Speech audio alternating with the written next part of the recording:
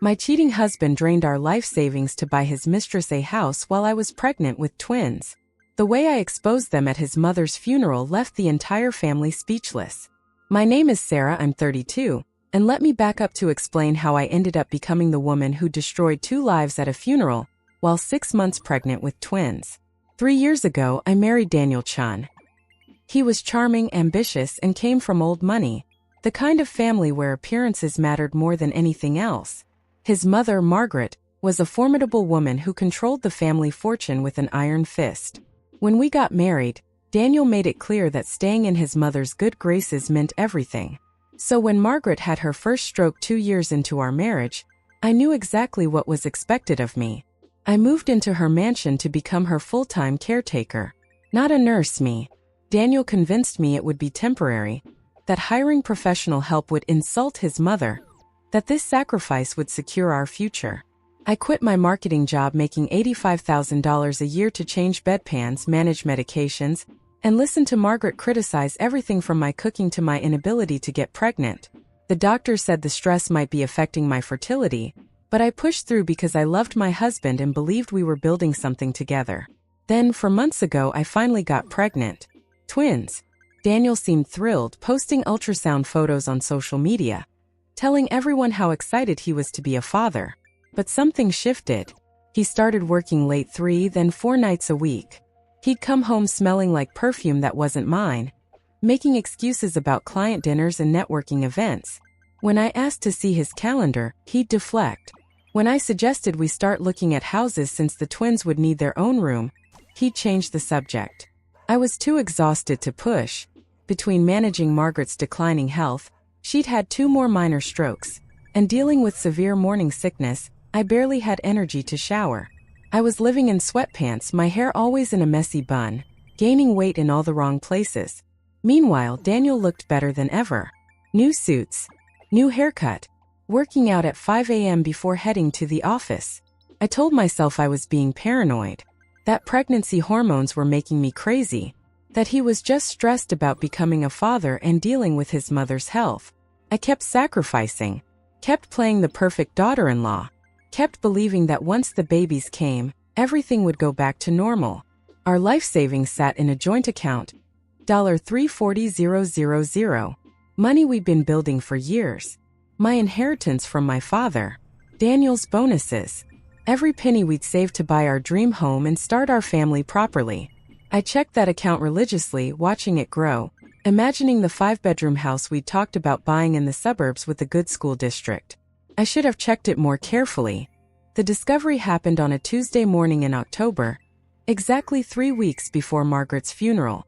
I was sitting in Margaret's sunroom, helping her with physical therapy exercises, when my phone buzzed with a bank alert. We'd set up notifications for any transaction over $500, just a safety measure we'd implemented years ago. The alert said, "Wire transfer, minus $127,000. My hand started shaking. I nearly dropped Margaret's arm mid-stretch. $127,000. Gone. In a single transaction. I immediately opened our banking app, my heart pounding so hard I thought the babies could feel it. What I saw made my vision blur. Over the past 4 months, the exact 4 months since I'd gotten pregnant, there had been dozens of transfers. $15,000 here, $23,000 there, $31,000, $42,000.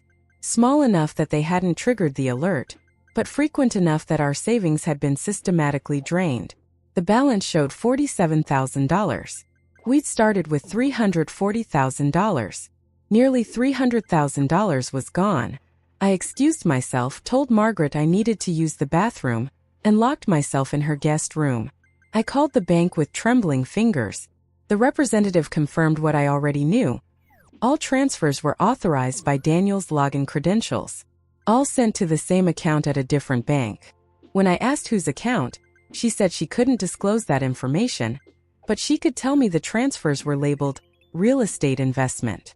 Real estate investment. We hadn't discussed any real estate investment.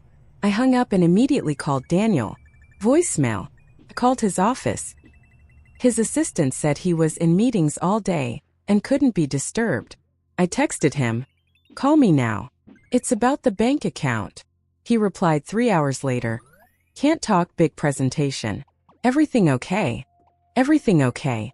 He'd stolen nearly $300,000 and was asking if everything was okay. I could have confronted him that night. I could have screamed, cried, demanded answers. But something in me, maybe it was the years of watching Margaret manipulate people, maybe it was pure survival instinct, told me to wait. To investigate first. To understand exactly what I was dealing with before I made a move. So I smiled when he came home at 11 p.m. smelling like wine and jasmine perfume. I asked about his presentation. I rubbed his shoulders while he complained about work stress. And when he fell asleep, I took his laptop from his briefcase. His email password was still the same one he'd used for years, our wedding anniversary. Stupid and arrogant. I started searching for anything related to real estate or large amounts of money. What I found in a folder labeled personal made me physically ill. Emails to a real estate agent named Patricia Costa about a cash purchase for a townhouse in the expensive part of downtown. Emails confirming wire transfers for the down payment, closing costs, and furniture. And emails to someone named V. Dozens of them going back 7 months. V was Vanessa Wright, 26 years old. A marketing consultant Daniel had hired for his company 6 months before I got pregnant. The emails started professional, then flirtatious, then explicit. But what destroyed me wasn't the sexual content, it was the intimacy. The inside jokes.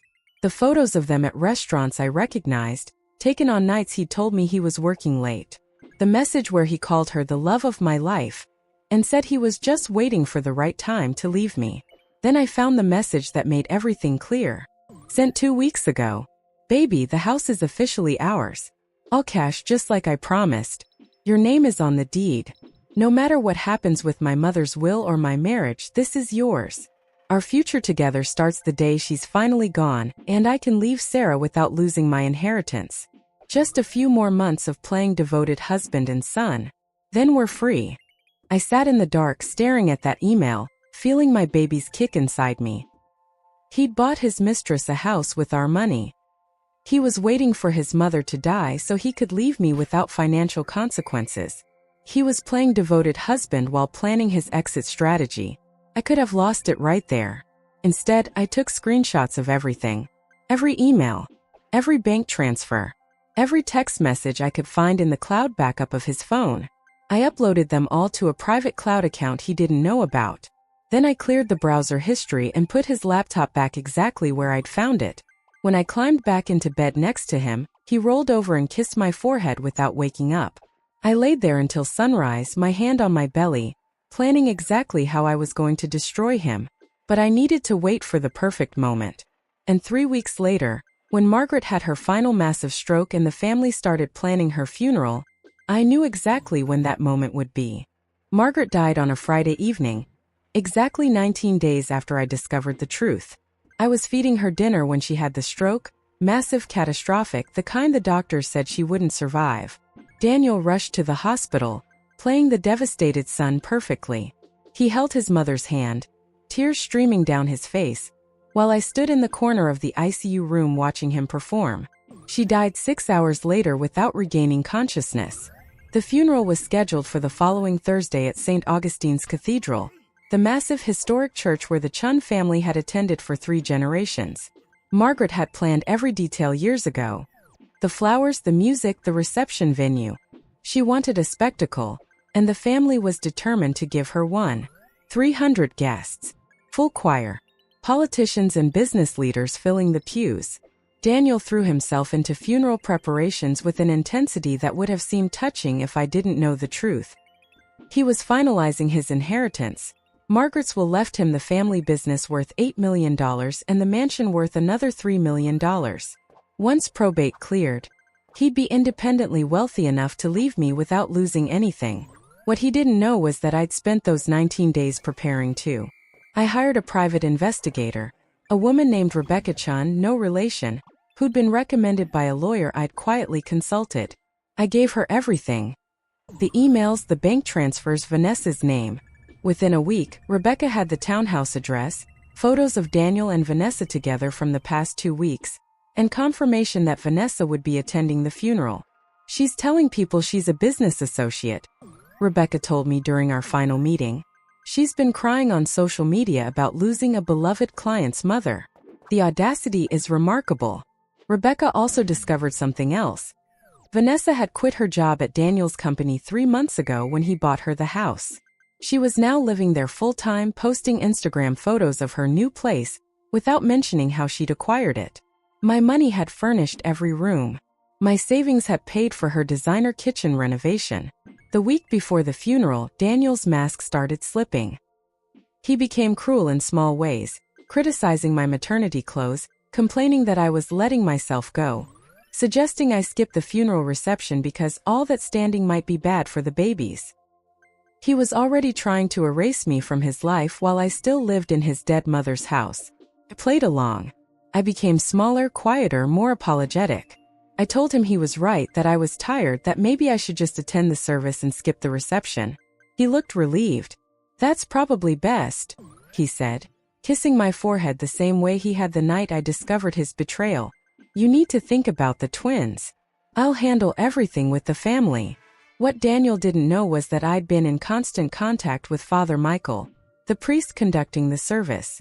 I told him I wanted to give a eulogy for Margaret, a surprise tribute from the daughter-in-law who'd cared for her during her final years. Father Michael thought it was beautiful. He added me to the program without telling Daniel. I also didn't tell Daniel that I'd invited someone special to sit with me during the service. My brother Marcus, a criminal defense attorney, flew in from Seattle. Daniel had never liked Marcus, so I told him Marcus couldn't make it due to a trial. Marcus sat in the back, ready to document everything. The morning of the funeral, I did something I hadn't done in months. I got ready like I used to before I became Margaret's caretaker. Professional blowout. Makeup. A custom maternity dress in black that actually fit my 6-month pregnant body properly and made me look elegant instead of frumpy. I looked like the successful marketing executive I'd been, not the exhausted caretaker I'd become. When Daniel saw me, something flickered across his face. Surprise maybe. Or concern. "You look really nice," he said carefully. "It's your mother's funeral," I replied. I wanted to honor her memory properly. At the church, I watched Daniel greet guests in the vestibule, playing the grieving son. And then I saw her. Vanessa Wright, wearing a black dress that was just slightly too tight, too revealing for a funeral. She approached Daniel, touched his arm, whispered something. He glanced around nervously before giving her a subtle nod toward the back pews. She sat 7 rows behind where I was sitting with Marcus, close enough to watch Daniel, far enough to maintain plausible deniability. The service began. The choir sang. Margaret's business partner gave a speech about her brilliance. Daniel's cousin talked about family legacy. And then Father Michael said, "We'll now hear from Sarah Chun, who cared for Margaret during her final years." I saw Daniel's head snap up. He hadn't known I was speaking. I watched confusion, then something like fear cross his face as I stood up, my pregnant belly prominent, and walked to the pulpit. I printed everything. Every email. Every bank transfer. Every text message. Photos of Daniel and Vanessa together. The property deed for the townhouse with Vanessa's name on it. All organized in a folder that sat on the pulpit next to my eulogy. I also had something else. A portable projector and laptop that Father Michael had helped me set up on the altar, aimed at the massive white wall behind the pulpit. The screen where they'd been projecting photos of Margaret throughout the service. 300 people sat in those pews. Daniel's entire family. His business associates. Margaret's friends. Politicians. And somewhere in the back, Vanessa Wright, who had no idea what was about to happen. I adjusted the microphone, placed my hand on my belly, looked directly at Daniel in the front pew, and smiled. "Thank you all for being here today." I began, my voice steady and clear. "Before I talk about Margaret, I need to share something that I think she would have wanted everyone to know. You see, Margaret always said that family loyalty and honesty were the most important values a Chun could have." Daniel's face went pale. He started to stand up, but his aunt pulled him back down. I clicked the remote in my pocket, and the first image appeared on the wall behind me. A bank transfer for $127,000, labeled real estate investment, sent to an account belonging to Vanessa Wright. This is what my husband did 3 weeks before his mother died, I said, my voice echoing through the cathedral. This is how he honored her values. The cathedral went completely silent. 300 people stared at the projection of the bank transfer on the wall, then at me, then at Daniel, who had gone from pale to red to a sickly gray color. Actually, let me show you all of them, I said, clicking through the slides I'd prepared. Transfer after transfer appeared on the screen. $23,000, $31,000, $42,000, $15,000. Each one dated, each one labeled, each one draining our joint account while I was pregnant and caring for his dying mother. That's $293,000 total, I continued, my voice still calm and measured, like I was presenting a marketing pitch instead of destroying my husband's life.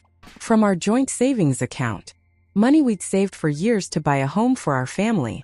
Money that included my inheritance from my father. Daniel finally found his voice. Sarah, stop this right now.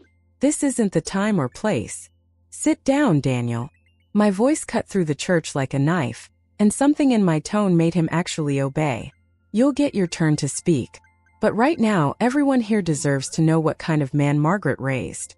I clicked to the next slide, the property deed for the townhouse. Vanessa Wright's name in bold letters. Purchase price, $485,000.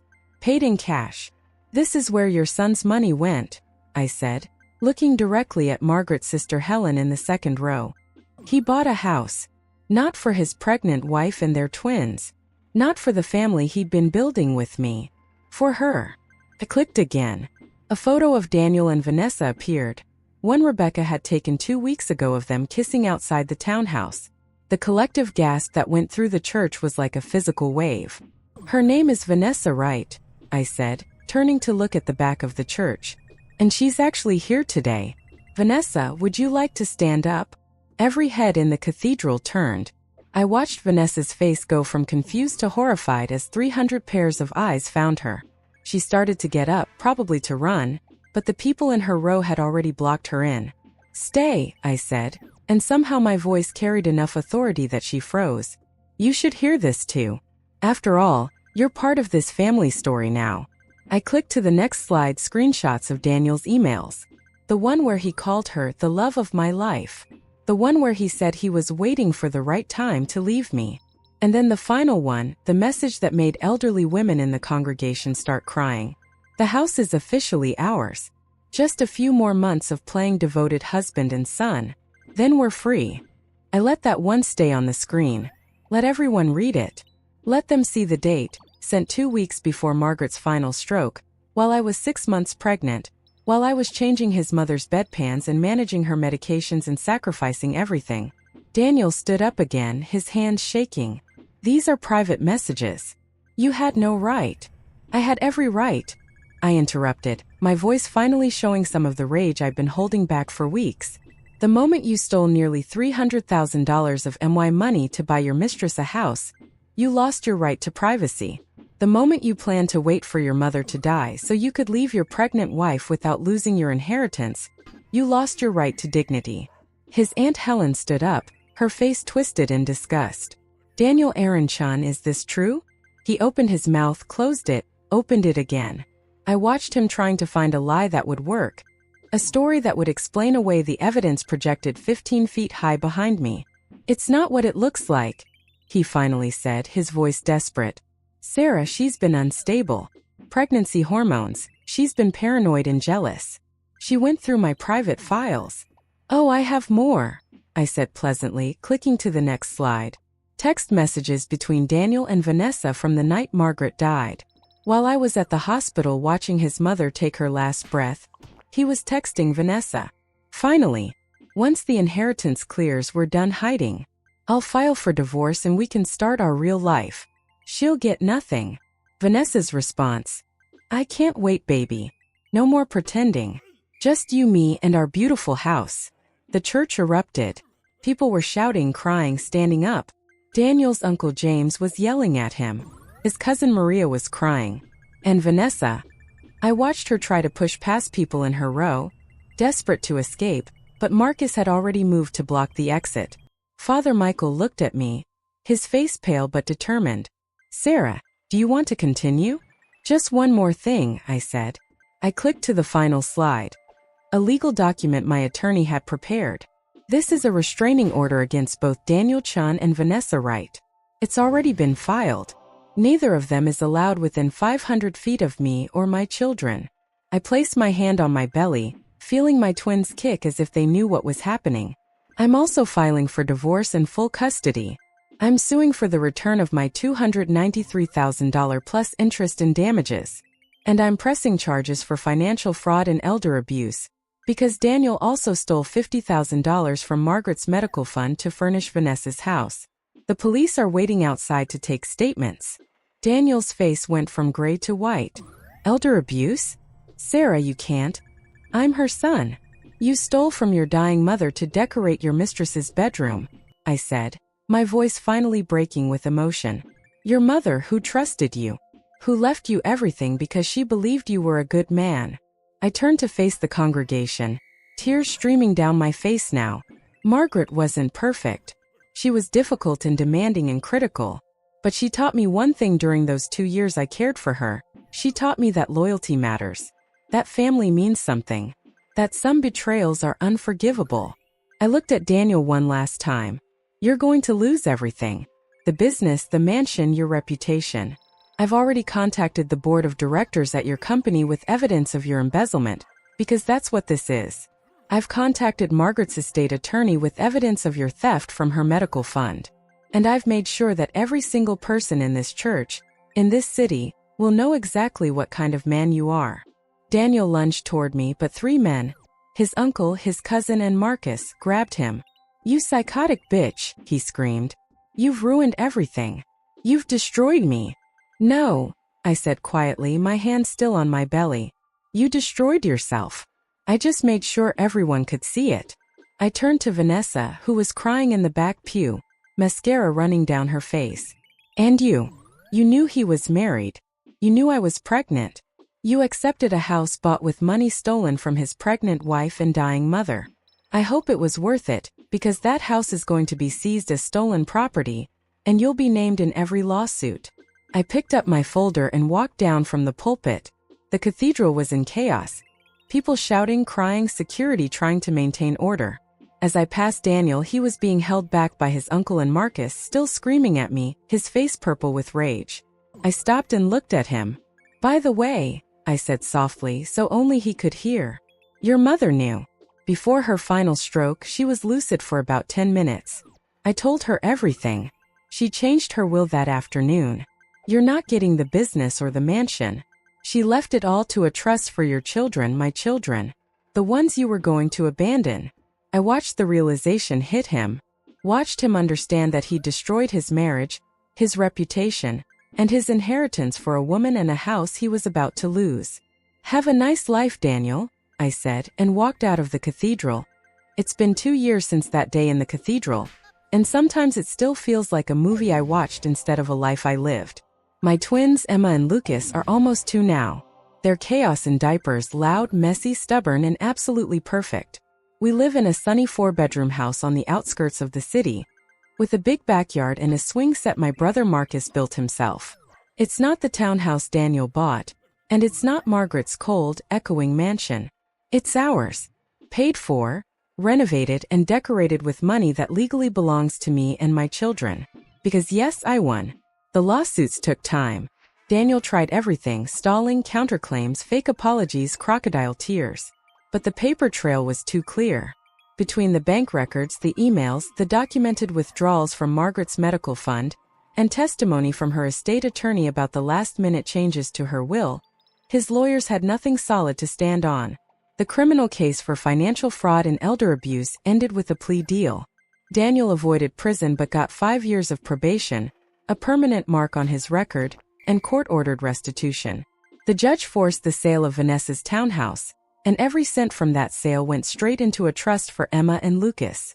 He was also removed as executor of Margaret's estate, and barred from holding any financial role in a fiduciary capacity for 10 years. The civil case was even worse for him. The court ordered him to repay the $293,000 he'd taken from our joint savings, plus interest. When he couldn't pay, they went after his assets. He lost his condo, his car, and his majority stake in the family company. The board used the scandal as a reason to push him out entirely. They didn't want a disgraced, scandal-ridden embezzler associated with their brand. As for Margaret's will, what I told him in the church was absolutely true. In that brief window when she was lucid before her final stroke, I sat by her bed and told her everything. I expected her to call me a liar. Instead, she laughed, a bitter broken sound, and said, "Of course he did.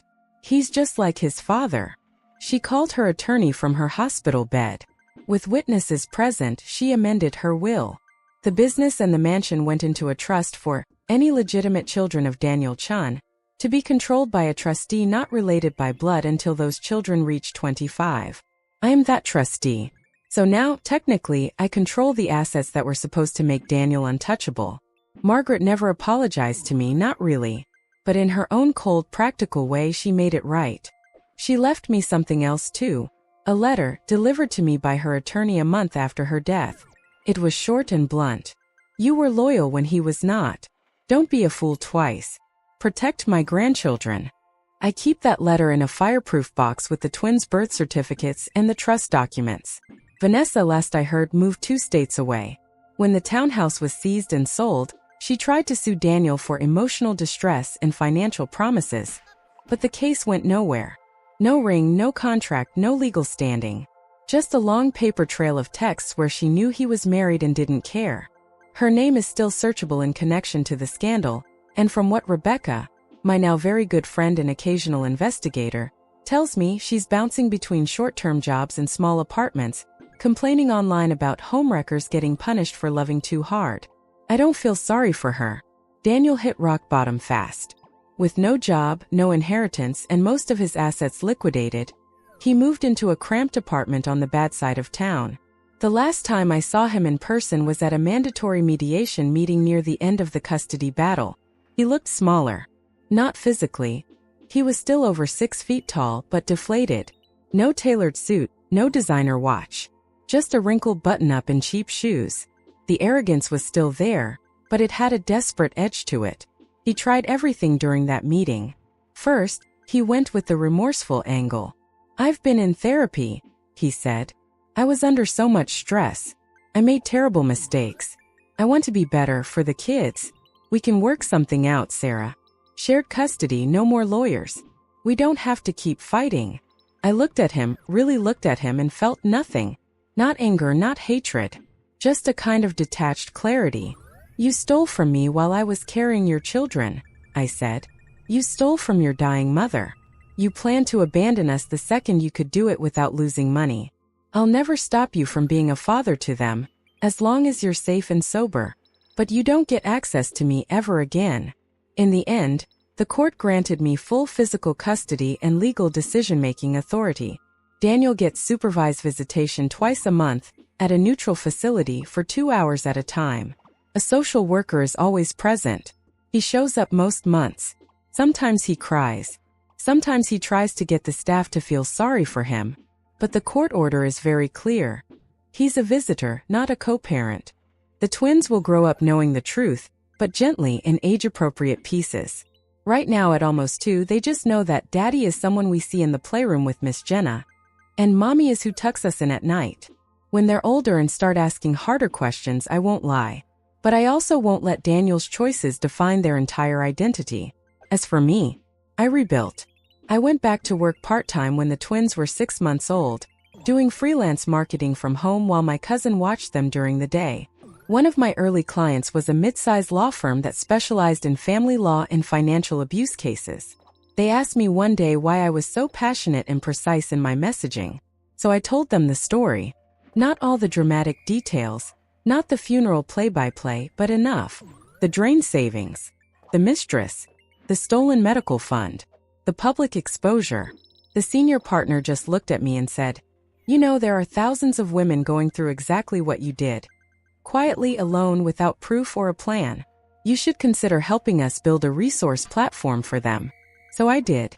Now, 2 years later, I run a small but growing online platform that helps women, and some men, recognize financial abuse, document infidelity and fraud safely, and connect with legal resources before they confront their partners. We publish guides on how to gather evidence, how to protect yourself when you're financially dependent, how to leave strategically instead of impulsively. We have anonymous forums, vetted lawyers, and a network of investigators like Rebecca who offer discounted services. It's not just a job, it's a mission. Every time I help someone line up their evidence, secure their accounts, and walk into court prepared, it feels like another small piece of cosmic justice. Financially, I'm stable.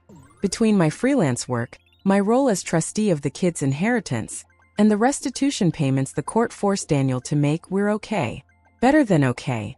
I'm smart with money now in a way I wasn't before. I keep my personal funds separate. I double-check every statement. I teach my friends about joint accounts and individual safety nets. And yeah, I did eventually fall in love again. Started as the most inconvenient crush. His name is Adrian, and he was the youngest attorney at the firm that hired me for marketing. For a long time, I decided I was absolutely not going to date a lawyer who knew every detail of my divorce and financial wreckage. But Adrian was patient. He showed up consistently. He never pushed. He brought coffee to long planning sessions, asked about the twins without making it weird, and never once treated me like I was broken. One night, after we'd finished a late meeting about a domestic financial abuse awareness campaign, he walked me to my car. I was exhausted, hair in a messy bun, makeup melted off after a long day. I apologized for ranting about a particularly manipulative husband we were helping a client leave. Adrian just shrugged and said, "I don't think you rant. I think you see clearly. Most people don't. It's kind of your superpower now." I don't know why that sentence broke something open in me, but it did. We started slow, very slow. Group outings, playdates where he met the twins as mommy's friend, long conversations that weren't about my ex or the case files on my desk. A year into knowing each other, I let him into our real life. He learned Emma needs her stuffed bunny to fall asleep and Lucas refuses to eat anything green unless you call it a dinosaur snack. He learned I sometimes wake up at 3 a.m. in a cold sweat, dreaming I'm still in Margaret's house, still trapped. He never tried to fix it. He just stayed. We've been officially together for 8 months now. He doesn't live with us yet. That's a step I'm not ready for, and he respects that. But on Sunday mornings he shows up with pancakes and lets the twins pour too much syrup on their plates.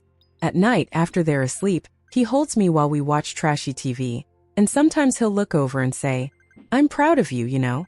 Not just for surviving him, for what you built after." And for the first time in a long time I believe it. People sometimes ask me if I regret how I exposed Daniel. If I wish I'd handled it more quietly, more dignified, less publicly. If it was cruel to destroy him at his own mother's funeral. Here's my answer. I gave years of my life to that family. I gave my career, my body, my time, my sleep, my love. I wiped Margaret's mouth when she couldn't swallow, sat awake with her when she was in pain, listened to her criticize me between doses of medication. I trusted her son with my future and with our children's future. He repaid that by stealing from me, stealing from her, and planning to discard me like an inconvenience once he got his money. A man like that doesn't respond to quiet conversations or second chances. He responds to consequences.